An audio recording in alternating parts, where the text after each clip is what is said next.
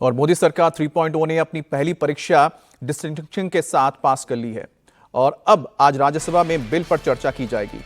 लोकसभा में बिल के पक्ष में 288 सांसदों ने वोट किया, वहीं पर बिल के विरोध में 232 वोट पड़े हैं। वक्फ संशोधन बिल पर लोकसभा में 14 घंटे से ज्यादा चली गर्मा गर्म बहस के बाद डिस्टिंक्शन के साथ ये परीक्षा पास की गई सरकार की ओर से। अब इस दौरान विपक्ष बिल को मुसलमानों के खिलाफ साबित करने में लगा रहा। विपक्ष के सांसदों ने चर्चा के दौरान बिल के खिलाफ 100 से ज्यादा संशोधन प्रस्ताव भी लाए, लेकिन वोटिंग के दौरान विपक्ष के सभी संशोधन गिर गए।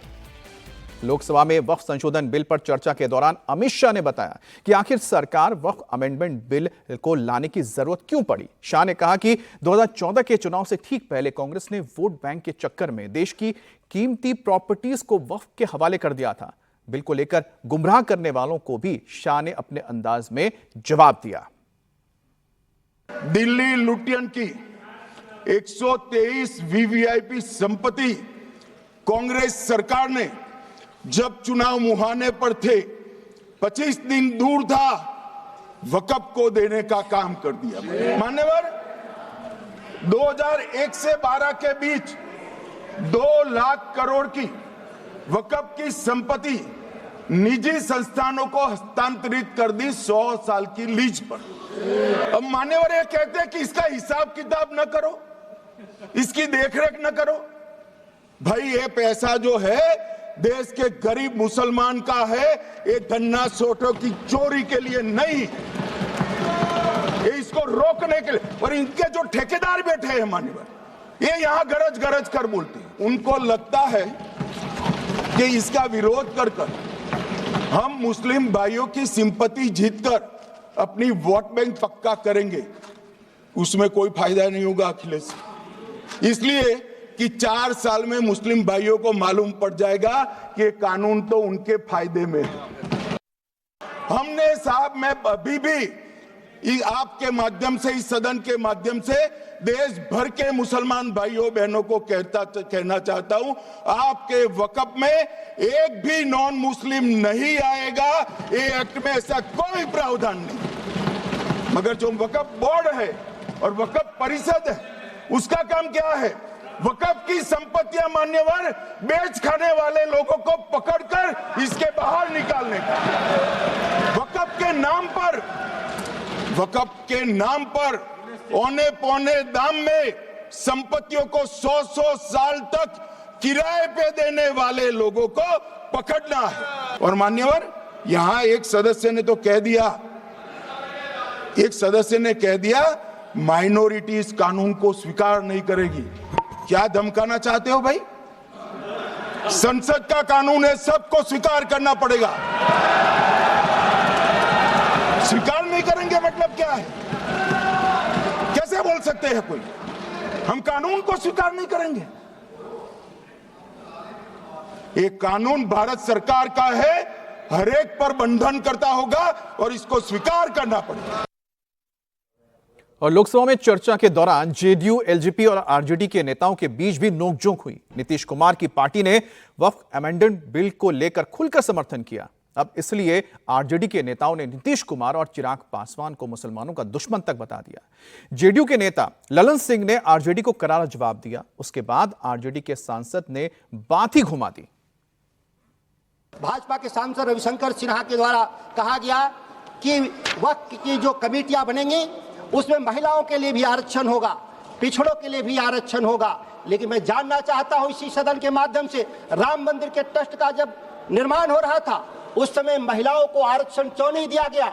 उसमें पिछड़ों को आरक्षण क्यों नहीं दिया गया? एक ऐसा सवाल है जो बहुसंख्यक समाज जब अपने लिए कानून बनाता है तो उसके नियम अलग बना दिए जाते हैं, और अल्पसंख्यकों के हिसाब से जब कानून बनाते हैं तो उसके लिए अलग नियम बना दिए जाते हैं। कल हम देखे अखबार में एक बयान छपा हुआ है कि जेडीयू सेकुलर पार्टी है, उसको देखना है। अरे जेडीयू को और नीतीश कुमार को आपके सेकुलरिज्म के सर्टिफिकेट की आवश्यकता नहीं है, उसकी आवश्यकता नहीं है।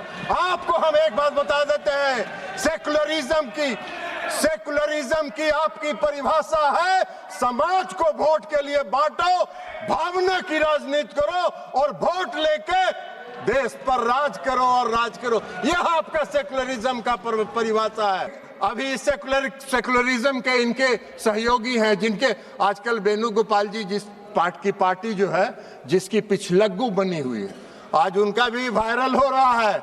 इसी लोकसभा में उनका दिया हुआ भाषण वायरल हो रहा है, जिन्होंने कहा है कि पूरे डाक बंगला चौक को पटना के वक्फ वालों ने कब्जा करके रख लिया है, सख्त कानून बनना चाहिए और उन लोगों को विदा करना चाहिए। तो यही तो आपका है, यही आपका है, वायरल है। जरा बाहर निकल के वेणुगोपाल जी देख लीजिए, नहीं हो तो बोलिएगा, हम भेज देंगे, मेरे पास भी है।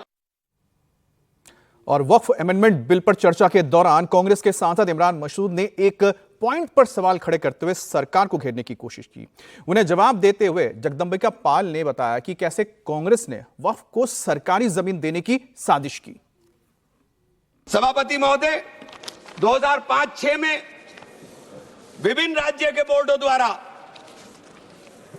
सच्चर कमेटी के समक्ष ये कहा गया, दिल्ली में 316, राजस्थान में 60, कर्नाटक में 42, मध्य प्रदेश में 53, उत्तर प्रदेश में 60, उड़ीसा में 53 ऐसी प्रॉपर्टी हैं जिनके ऊपर सरकार के कब्जा किया हुआ है।